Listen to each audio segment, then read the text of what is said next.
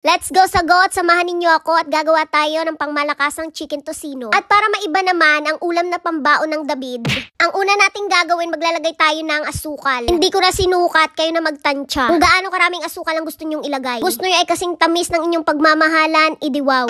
Then maglagay din tayo dyan ng turog na paminta. Kung nabahala, kung gusto mo buo-buo, it's up to you. Dahil ikaw naman ang lalamon yan, charot. So yan, naglagay na ako dito ng toyo. Soy sauce hindi toyo sa utak, charot. Again, hindi ko ulit siya sinukat. Lalagay din pala ako dyan ng cooking wine. Nagtataka ka kung para saan yan, para matanggal ang langsa. Dahil nga ang chicken wala masyadong oil, kaya mag-add tayo dito ng olive oil. Kung gusto mo ay nagmamantika, ibuhos mo na yung 1 galon, charot.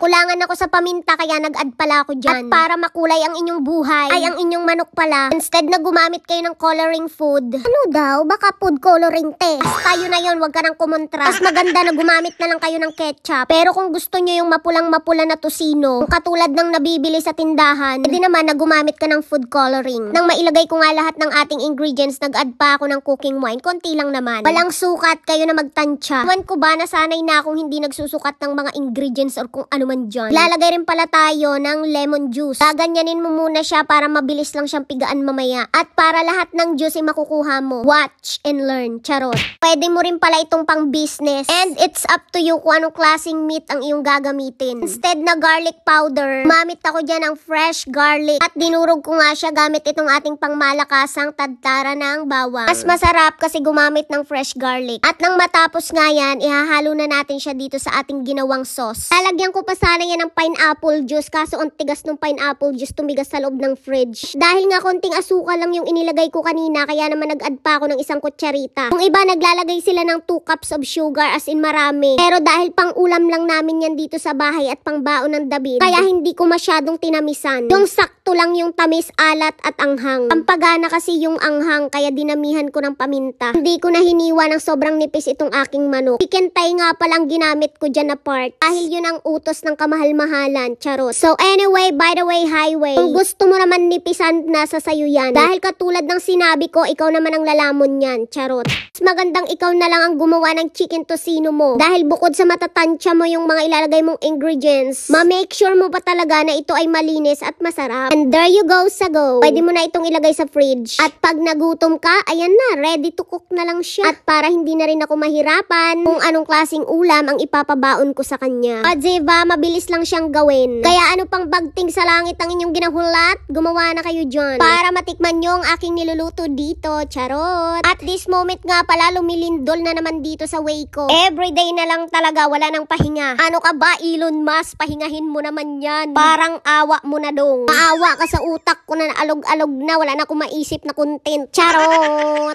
Ayan, tapos na rin ako finally at nalinis ko na rin ang aking kusina. Hanggang sa muli, God bless everyone! And more blessings to come!